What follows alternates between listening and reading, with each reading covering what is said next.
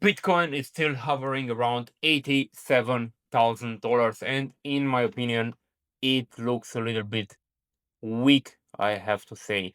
We can see here on the 15-minute charts, we're already creating here a lower low. We can see it here, the trend is basically changing with here a high, and here another lower high, and also a lower low. So the trend on the 15 minutes is already changing.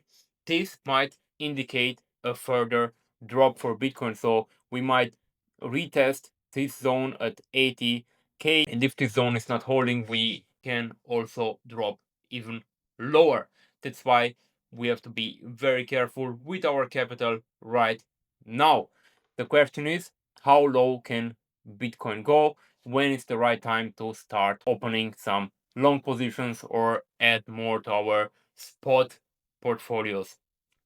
We will discuss it all in today's video, so make sure you're watching it until the end. For now, let's quickly scan through the altcoins. We can see here not much movement as well. Market is quite flat, almost the same prices as yesterday. No major movers, no big pumps.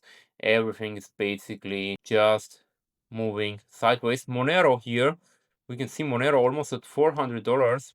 Had a quick recovery, had a drop to, let's quickly see it here. During the Bitcoin uncertain time from last week, we dropped down to 320, and from there, Monero already made around 25% on spot, which is quite nice for a spot position in just 6 days. That's definitely quite good. I like Monero. I like privacy coins. I think it's important to have some of those in your portfolio just to secure yourself for all the situations out there. CBDCs are coming, the government and the big traditional institutions, they want to have control above your funds. And with this type of coins, you're basically avoiding that. Now, let's quickly go over also to it and see what is happening right here. We can see we're also moving in this range from around $2,990 to $2,859. And we can see Ethereum as well forming already a new downtrend here on the 15-minute charts. We can see lower low, lower low, lower low, and also lower high, and lower high.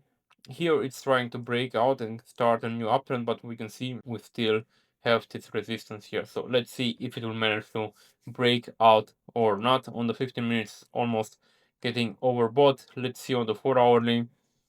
On the 4 hourly, it's actually already above the 50, so this might indicate some bullish momentum for Ethereum. So let's see, we are having a double top here on the RSI. It's a difficult decision, but I think the market just doesn't look so strong in my opinion. I think we might see some more drops. Based on the 4-year cycle, the bull market is over, and now we are slowly going into a bear market, probably for 3, 6, maybe 12 months. We will see how this will develop. We are sophisticated traders, so we are making profits if the market goes down and if the market goes up.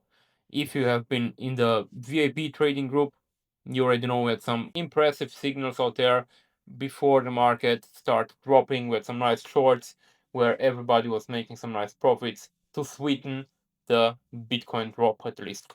Now, let's go over here to Bitcoin, see where we can find support, where it would be a smart idea to start accumulating. For that, we have to go on the daily. We want to look at the bigger time frame. That's where we get a broader perspective where it might be smart to start buying. I would say 74 is definitely a good starting point for buying now.